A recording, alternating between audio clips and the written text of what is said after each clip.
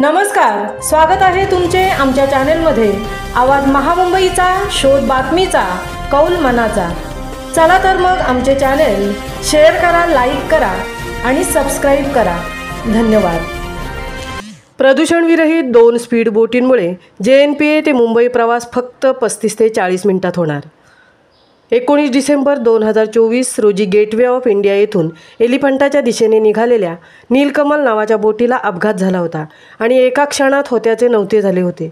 या घटनेनंतर जलप्रवासाला नागरिकांच्या मनात भीती निर्माण झाली होती। यानंतर जवाहरलाल नेहरू पोर्टच्या निर्देशक मंडळाने नवीन वर्षात लाकडी प्रवासी बोट बंद करण्याचा निर्णय घेतला आणि नवीन वर्षात 2 स्पीड बोटींची JNPAच्या गेटवेपर्यंतची सागरी प्रवासी स्पीड बोटींची शुक्रवारी ट्रायल घेण्यात येणार आहे। ती यशस्वी झाल्यानंतर ताबडतोब प्रवासी वाहतूक सुरू करण्यासाठी मान्यता दिली जाणार आहे। या प्रदूषणविरहित स्पीड बोटींमुळे प्रवाशांना JNPA ते मुंबई हा प्रवास अवघ्या 35 ते 40 मिनिटात करता येणार आहे।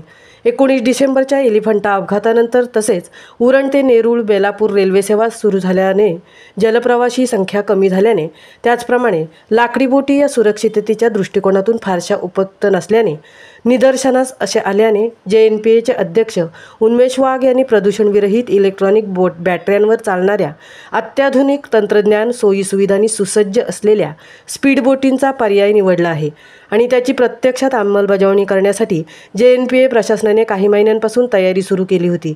यासाठी इलेक्ट्रॉनिक बॅटऱ्यांवर चालणाऱ्या प्रदूषणविरहित अत्याधुनिक तंत्रज्ञानाचा वापर असलेल्या 2 फायबरच्या हलक्या स्पीड बोटी 10 वर्षाच्या कालावधीसाठी पुरवठा करण्याचा प्रस्ताव तयार केला आहे।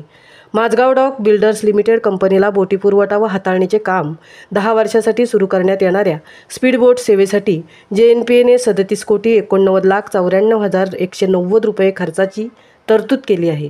उन्हाळी दिवसात 20 ते 25 प्रवासी व पावसाळी दिवसात 10 ते 12 क्षमतेच्या 2 अत्याधुनिक तंत्रज्ञानाचा वापर करून बनवलेल्या 2 स्पीड बोटी गेल्या फेब्रुवारीच्या सुरुवातीला वाहतुकीसाठी JNPAच्या सेवेत दाखल होणार होत्या।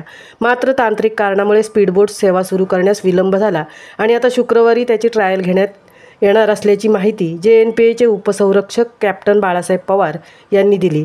या प्रवासाचा लाभ जास्तीत जास्त सागरी स्पीड बोट सेवा बंदरात कामकाजासाठी मुंबईतून ये जा करणाऱ्या JNPAचे कामगार, प्रकल्पग्रस्त, कस्टम, एअरफोर्स, CISF आणि फॅमिली मेंबर्स, फोर्ट युजर्स आदी कामगारांसाठी उपयुक्त ठरणार आहे आणि मुख्य म्हणजे प्रवासाचा त्यामुळे वेळही वाचणार आहे। आवाज महामुंबईचा चॅनेलसाठी तृप्ती भोईर, उरण।